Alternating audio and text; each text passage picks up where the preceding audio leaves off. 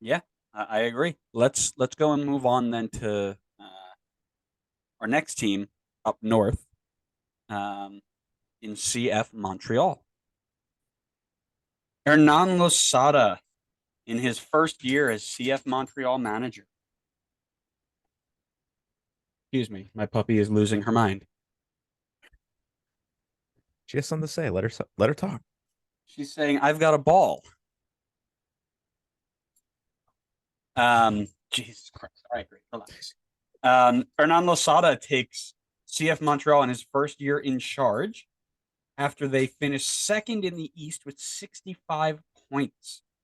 I'll take the predicted 11 for you so you don't have to complain about it this time. At DC, when he was there, Losada loved this three back, five back shape. So I'm going to try and mimic that a little bit. I've got him in a 3-4-1-2 with Pontemis in goal, Miller, Waterman, and Camacho in the back three, just like last year. Aaron Herrera, Victor Wanyama, Sam Piet, and Lassi Lapalainen in the four. Then I've got Ahmed Hamdi in the attacking mid 10 role with Giotto and Mason Toy up top.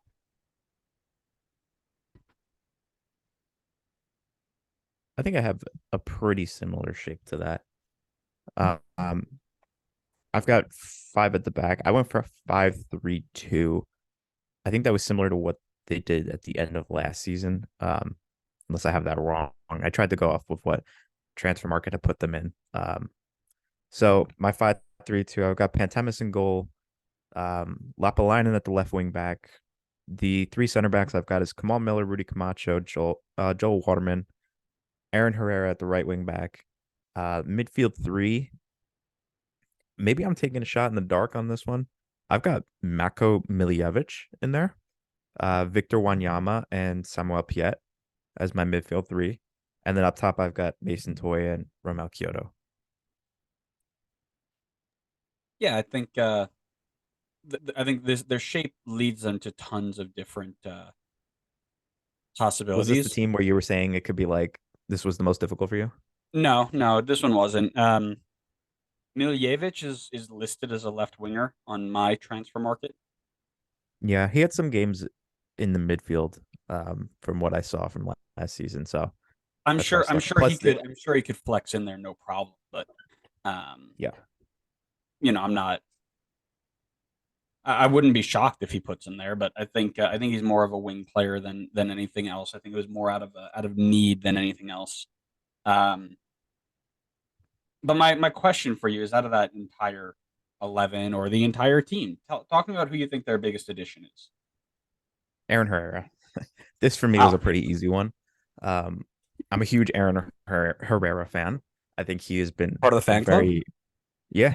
Yeah. I am the fan club. Oh wow. um, yeah, I think he's been one of the most underrated right backs in this league for a few seasons now because he was playing with RSL, who doesn't get a lot of press.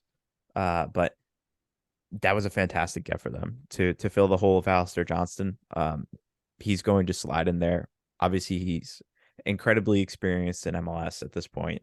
Um, he's had great numbers for multiple seasons now. He's going to fill that hole easily. It's a great get for them. Yeah, I agree 100%. That's also my pick. Um, he was a top five right back for the last couple of years. I think this is very similar to the Alistair Johnston move. It's the same deal, right? You're taking a very good right back, you're sliding him right into the shape that you want to have. No stress there. But they lost a lot of players, a lot of big players. Who's the big one for you? Georgia was mine, honestly.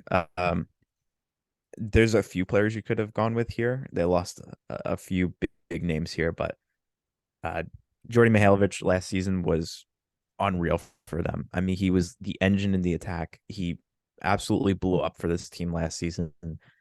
Um, I think they capitalized on him well, but yeah, that's going to be a huge loss and one that's going to be extremely tough to make up for.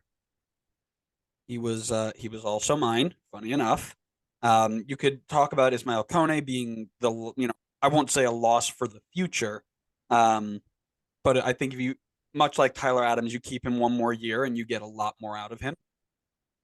Um, Jordan Mihailovic was only their second leading goal scorer. I mean, Kyoto had more, but um, it was the stuff he did off the ball, setting other players up, that really turned him into the dangerous piece in this team. I mean, you saw when he went out and got hurt, it was kind of like a what now, right? They Mm. went through a span of a couple games where he was just you could tell how much they missed him. Um, who are you watching this year? This one's pretty specific to my starting 11. Assuming Miljevic gets the start, he's my one to watch this season. I think he's got some good potential. I think this could be a good opportunity for him to try to the best of his abilities, fill the role that Jordy had last season in terms of the attack. I think even if he is playing in a midfield three where it's not necessarily an attacking midfield, I think he will get forward more, especially if he has Wanyama and Piet behind him to kind of clean up defensively. Um, so yeah, he's the one I'm going to be keeping an eye on to see if I think he's out of the team that I set up. I think he's the one that has the most potential to grow this season. Yeah, I kind of went in the same direction. Ahmed Hamdi is my player to watch. If Lasada does try and play with a true 10, much like in Jordy's role, um, he's got some massive shoes to fill. If CF Montreal want to repeat anything like they did last year, he's going to have a massive part in it. And if he doesn't reach that level, um, they will be a little bit out of luck, unfortunately. Ask me a question about Montreal.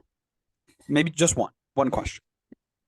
My question about Montreal, was this the right time to sell their star players? Did they Ooh, capitalize on it correctly? Should they have waited a little bit longer? That's my question.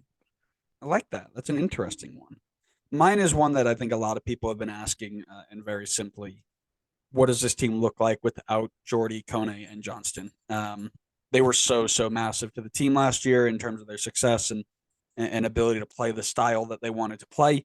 Um, so and the other name that I didn't throw in there is Wilfred Nancy. Wilfred Nancy left to go to Columbus, right? So now you've got Yeah, that's a a new big loss coach. too. It's a massive loss. He turned that franchise around and Hmm. made them relevant. Now we're looking at a team without three of their biggest players, their coach that made everything work, replacing it with a guy who was bang average at best at DC United.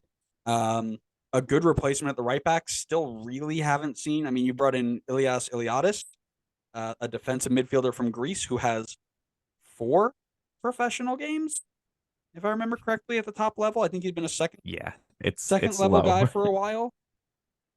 So the translation is not really there. Um, and then really still no replacement for Jordy. So you're gonna have to promote from within. I wonder what this team is gonna look like. That's my question. What do they look? Nice.